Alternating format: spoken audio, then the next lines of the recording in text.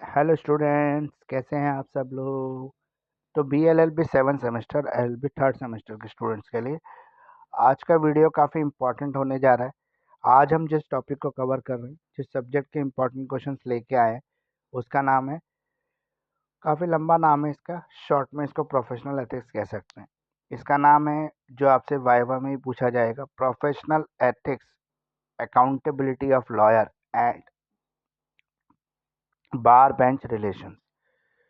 तो ये काफ़ी लंबा नाम है, professional ethics, accountability of lawyer and bar bench relation, जो आपको याद रखना है, एग्जाम में आपसे पूछा जाएगा। मतलब रिटर्न में नहीं, वाइवा में, जब आपका प्रैक्टिकल एग्जाम होगा तब। तो इम्पॉर्टेंट क्वेश्चन जो है आज हम प्रोफेशनल एथिक्स सब्जेक्ट से जुड़े हुए लेके आए हैं। प्रोफेशनल एथिक्स जो है हमारा एक प्रैक्टिकल एग्जाम है। अब प्रैक्टिकल एग्जाम है तो इसकी थ्योरी की डेट भी आ गई है आपकी डेट शीट पे। तो इसमें कुछ कॉन्सेप्ट ऐसा है कि 50 मार्क्स की आपकी थ्योरी आएगी, 50 मार्क्स का आपका प्रैक्टिकल आएगा। तो 50 मार्क्स की आपको थ्योरी अटैम्प्ट करनी है और 50 मार्क्स का आपको प्रैक्टिकल अटैम्प्ट करना है। थोड़ा सा मैं पेपर का ओवरव्यू दे देता हूँ आपको, फिर मैं वीडियो को शुरू करता हूँ। तो जो हमारा प्रोफेशनल एथिक्स का पेपर होता है, इसमें टोटल आपको 3 ही घंटे मिलेंगे, जैसे बाकी पेपर में ही मिलते हैं। क्योंकि ये 50 मार्क्स का पेपर है, 3 घंटे मिल रहे हैं। पेपर में कितने क्वेश्चन आएंगे, अगला सवाल। पेपर में वैसे ही 13 क्वेश्चन आएंगे, जैसे बाकी पेपर में आते हैं। जब वैसे 13 क्वेश्चन आएंगे, वैसे 3 सेक्शन होंगे, ए बी सी। तो फ़र्क क्या है कि वो 100 मार्क्स का है, 50, तो फ़र्क है वेटेज में। फॉर एग्जांपल, सेक्शन ए में आपके 5 क्वेश्चन आते हैं 4-4 मार्क्स के, तो आपके 20 मार्क्स हो जाते हैं। इसमें भी आपके सेक्शन ए में 5 ही क्वेश्चन आएंगे, लेकिन 4-4 की जगह 2-2 मार्क्स। तो 50% वेटेज रिड्यूस हो गई आपकी। टोटल आपका सेक्शन ए हो गया 10 मार्क्स का। फिर सेक्शन बी आपके 3 क्वेश्चन आते हैं 10-10 मार्क्स के। इसमें भी 3 ही क्वेश्चन आएंगे आपके सेक्शन बी में, लेकिन 5-5 मार्क्स के, जिसमें से आपको 2 अटेम्प्ट करने होंगे। तो 5 और 5 10, तो सेक्शन बी भी आपका 10 मार्क्स का हो गया, सेक्शन ए भी 10 मार्क्स का हो गया, 20 मार्क्स हो गए आपके। अब सेक्शन सी में आ जाते हैं। सेक्शन सी में जो एग्जाम में आते हैं वो 5 क्वेश्चन आते हैं, जिसमें से आपको कोई 3 अटेम्प्ट करने होते हैं। यहाँ पर भी 5 ही क्वेश्चन आएंगे सेक्शन सी में, जिसमें से आपको 3 ही अटेम्प्ट करने होंगे, लेकिन वेटेज वहाँ पे 20-20 मार्क्स की वेटेज होती है। तो यहाँ पे आपकी जो वेटेज हो जाएगी वो 10-10 मार्क्स की 3 क्वेश्चन की हो जाएगी। ठीक है। आंसर राइटिंग कैसे करनी है, कितने पेजेस का आंसर लिखना है, इसके लिए मैं एक अलग से वीडियो आपको बना दूंगा, ताकि आपको कोई ज़्यादा प्रॉब्लम ना हो। तो आज जो हम करने जा रहे हैं वो प्रोफेशनल एथिक्स से इंपॉर्टेंट क्वेश्चंस को कवर करने जा रहे हैं। ये वही इंपॉर्टेंट क्वेश्चन है जिसको मैं कहता हूँ क्रैश कोर्स सीरीज, जो आपके 70% मार्क्स ला सकती है, और आप कहते हैं 70% मार्क्स इंपॉर्टेंट गारंटेड सीरीज। तो चलिए स्टूडेंट, शुरू करते हैं सीरीज को। इस सीरीज में आज हमारा 7 सेमेस्टर का अगला सब्जेक्ट कवर हो रहा है। अब 7 सेमेस्टर के लगभग सभी सब्जेक्ट के वीडियो आ चुके हैं। कंपनी लॉ का वीडियो आ चुका है, क्रिमिनोलॉजी का वीडियो आ चुका है, और आपका इंटरप्रिटेशन ऑफ स्टेटस का वीडियो आ चुका है, और प्रोफेशनल एथिक्स का भी आ गया। अब एक लेबर लॉ का वीडियो रह गया, वो अगली वीडियो में लेबर लॉ की कवर करके 7 सेमेस्टर के सारे सब्जेक्ट हमारे कवर हो जाएंगे। तो चलिए शुरू करते हैं आज का video, professional ethics. Educator of Delhi जो है आज आपके लिए लेके आया प्रोफेशनल एथिक्स के इंपॉर्टेंट क्वेश्चन। प्रोफेशनल एथिक्स एक अच्छा सब्जेक्ट है, हमें वैसे भी एज एन एडवोकेट इस सब्जेक्ट को पढ़ना चाहिए, क्योंकि एथिक्स से ही हम अपने प्रोफेशन में और अच्छा कर सकते हैं। तो क्वेश्चन नंबर 1 है हमारा, discuss elaborate the accountability of lawyer towards the court, client and society. एक एडवोकेट की ड्यूटी कोर्ट के प्रति, क्लाइंट्स के प्रति, सोसाइटी के प्रति क्या होती है। डिस्कस करें rights available to an advocate. एक एडवोकेट को क्या क्या राइट्स अवेलेबल है ये बताना है। What qualities a person should have to become a able and successful advocate. एक व्यक्ति को कामयाब वकील बनने के लिए किस तरह की योग्यताओं की जरूरत है। State the qualification and procedure for being enrolled as an advocate under the advocate act. अगर आपको एडवोकेट एक्ट के अंदर एनरोल होना है तो आपके पास क्या क्या क्वालिफिकेशंस होनी चाहिए।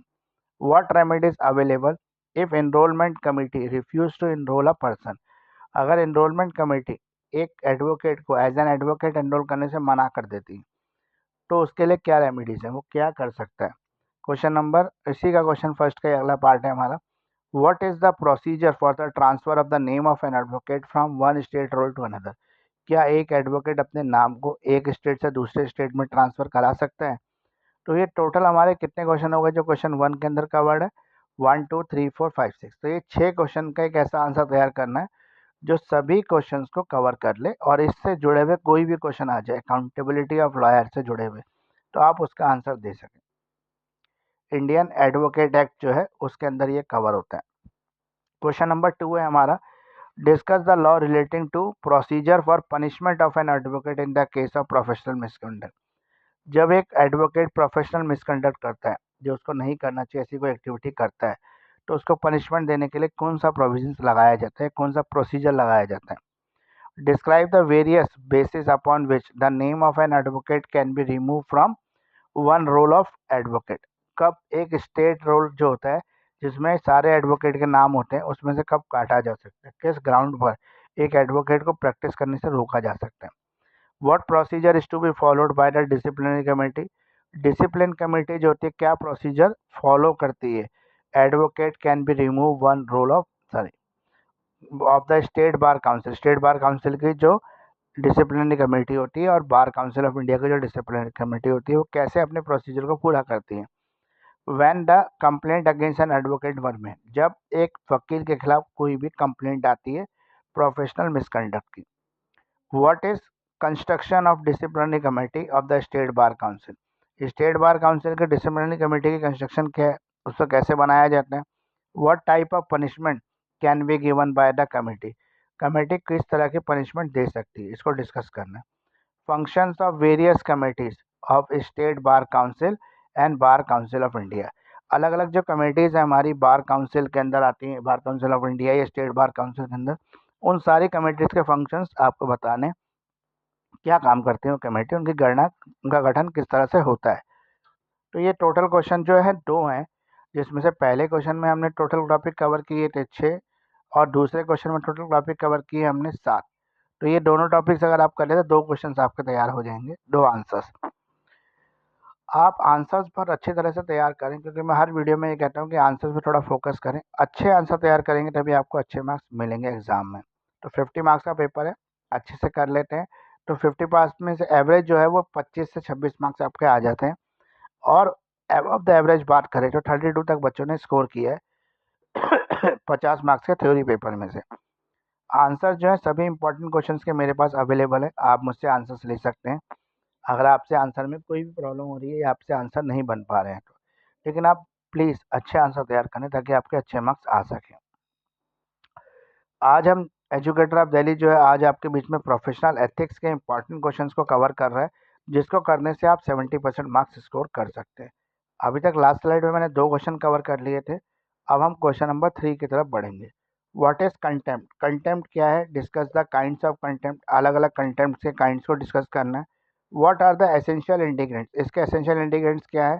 Explain each one with the help of few important decided cases. कुछ इंपॉर्टेंट डिसाइडेड केसेस की सहायता से आप इसको सॉल्व करें।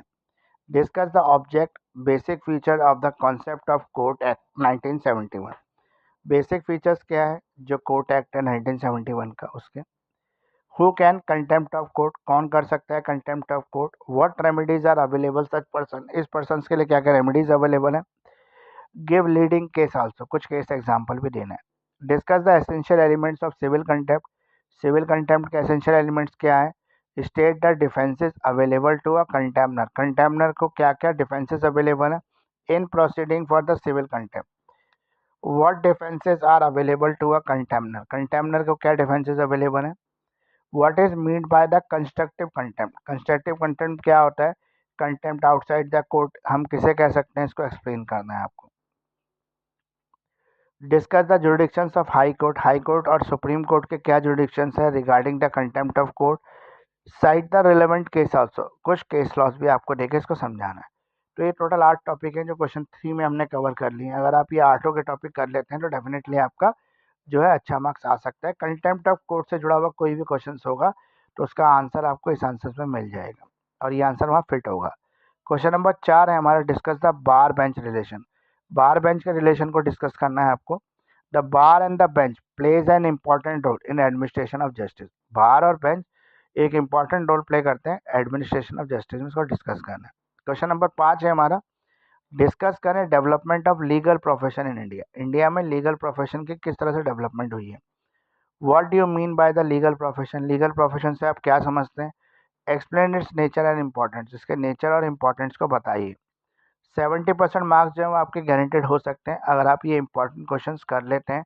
और ये ज़्यादा क्वेश्चन नहीं होंगे, सिर्फ 8-10 क्वेश्चन बताऊंगा क्योंकि आपका 50 मार्क्स का पेपर है तो इतने ही क्वेश्चन बनते हैं।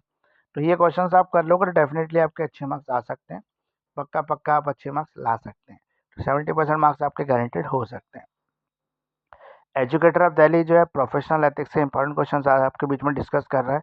ये वही इंपॉर्टेंट क्वेश्चन है जिसको करने से आपके 70% मार्क्स आ सकते हैं। क्वेश्चन नंबर 6 जो है हमारा, explain the constitution of bar council of India. Bar council of India constitution कैसे हुआ, मतलब उसकी रचना गणना कैसे हुई। क्वेश्चन नंबर 7 है हमारा, state the procedure for enrolment of a senior advocate. एक सीनियर एडवोकेट के एनरोलमेंट का क्या प्रोसेस है under the Indian advocate act 1961, Indian advocate act 1961 के अंतर्गत। क्वेश्चन नंबर 8 है हमारा, what do you mean by the all India bar examination. All India bar examination से आप क्या समझते हैं, इसके इंपॉर्टेंस बताइए। क्वेश्चन नंबर 9 है हमारा, discuss the writ jurisdictions. Writ jurisdictions क्या है under article 226 of constitution of India, या फिर साथ साथ आप ये भी कह सकते हैं आर्टिकल 32 ऑफ आर्टिकल 32 जो है कॉन्स्टिट्यूशन ऑफ इंडिया का, वो भी रिट जुरिडिक्शंस के लिए होता है। 226 हाई कोर्ट और 32 supreme court. Also side are latest cases, और कुछ लेटेस्ट केसेस को आपको समझाना है। तो ये टोटल 9 क्वेश्चन हो गए जो प्रोफेशनल एथिक्स के लिए बहुत इंपॉर्टेंट क्वेश्चन होने वाले हैं। अगर आप ये 9 के 9 क्वेश्चन कर लेते हैं तो डेफिनेटली आपके अच्छे मार्क्स एग्जाम में आ सकते हैं। आप चाहे तो मुझसे ऑनलाइन लाइव क्लासेस भी ले सकते हैं। इस सेमेस्टर में जो है क्रैश कोर्स क्लासेस चल रही है जिसमें हम 3 दिन में एक सब्जेक्ट को कंप्लीट करा रहे हैं। प्रोफेशनल एथिक्स हो गया या आपके कोई भी सब्जेक्ट जो है 7 सेमेस्टर के या अदर सेमेस्टर्स के हो गए उनको। अगर आप मुझे डिटेल में क्लासेस लेना चाहते हैं तो पूरे 3 महीने का हमारा बैच बनता है जिसमें हम सारे सब्जेक्ट, सारे टॉपिक, सारे इंपॉर्टेंट क्वेश्चंस को कवर करते हैं। इसमें हम आपको क्लास के रिकॉर्डिंग्स भी प्रोवाइड कराते हैं ताकि एग्जाम के टाइम पे अगर आपको कभी हेल्प की ज़रूरत हो तो आप रिकॉर्डिंग सुन के हेल्प ले सकते हैं। तो मेरे को आपको किसी भी तरह की हेल्प चाहिए तो आप मुझे कांटेक्ट कर सकते हैं। मेरा व्हाट्सएप नंबर है 9811948855। तो वीडियो हमारा आज का कैसा लगा आपको ये ज़रूर बताएं। तो आज का वीडियो जो था एजुकेटर दिल्ली लेके आया था BA-LLB 7 सेमेस्टर और LLB 3rd सेमेस्टर के स्टूडेंट्स के लिए। तो प्रोफेशनल एथिक्स आज हमने सब्जेक्ट को कवर किया जिसका पूरा नाम है professional accountability of lawyer and bar bench relationship. ये आपका पूरा सब्जेक्ट का नाम है जो आपको याद रखना, आपसे वाइवा में पूछा जाएगा। प्लीज़ लाइक करें, शेयर करें, सब्सक्राइब करें हमारे यूट्यूब चैनल को। अगर आपने अभी तक भी सब्सक्राइब नहीं किया और पूरा वीडियो देख रहे हैं, काफ़ी सेमेस्टर से हेल्प लेके आ रहे हैं, तो मेरी रिक्वेस्ट है कि आप सब्सक्राइब कर लें। आप भी सब्सक्राइब नहीं करेंगे तो कब करेंगे। इसके अलावा आप बेल आइकन को भी प्रेस कर दें। बेल आइकन प्रेस करने का ये फ़ायदा है कि मेरा कोई भी नया वीडियो आएगा तुरंत आपको नोटिफिकेशन मिलेगा, आपके काम का होगा तो आप तुरंत उसका बेनिफिट उठा पाएंगे। साथ साथ आप मुझे जो है फॉलो कर सकते हैं। मेरा इंस्टाग्राम आईडी है एजुकेटर ऑफ दिल्ली के नाम से। मेरा फेसबुक पेज भी है एजुकेटर ऑफ दिल्ली के नाम से। BA-LLB और LLB के जो स्टूडेंट्स हैं उनके लिए सभी सब्जेक्ट की notes PDF detail explanations with easy language मेरे पास अवेलेबल है, जो मैंने खुद अपने लिए तैयार की थी जब मैं खुद BA-LLB कर रहा था। ये काफ़ी अच्छी लैंग्वेज है, आप चाहें तो इसको ले सकते हैं। साथ साथ मेरे पास हर सब्जेक्ट के जो रिकॉर्डेड वीडियो सेशंस भी हैं, आप वो भी मुझसे ले सकते हैं ताकि आपको वीडियो की हेल्प से अगर पढ़ना का मन करता हो तो आप वीडियो की सहायता से भी पढ़ाई को पूरी कर सकते हैं। एजुकेटर ऑफ दिल्ली जो है उसका कॉन्टैक्ट नंबर है 9811948855। साथ साथ आप मेरे को मेल भी कर सकते हैं krat29.mukesh@gmail.com। ये मेरा मेल आईडी है। तो वीडियो कैसा लग रहा है आपको, वीडियो से कितना बेनिफिट हो रहा है आपको, ये कमेंट लिख के ज़रूर बताएं क्योंकि आपके कमेंट हमेशा हमें मोस्ट अवेटेड रहते हैं। हमें इंतज़ार रहता है कि आप लोग कमेंट करके बताएं कि वीडियो आपको कितना हेल्पफुल है, कितना फ़ायदा आपको पहुंचा रहे हैं। तो वीडियो कैसे लग रहे हैं ये भी बताएं। आप सबका बहुत बहुत शुक्रिया, बहुत बहुत धन्यवाद इतना समय देने के लिए, एजुकेटर दिल्ली को इतना प्यार देने के लिए।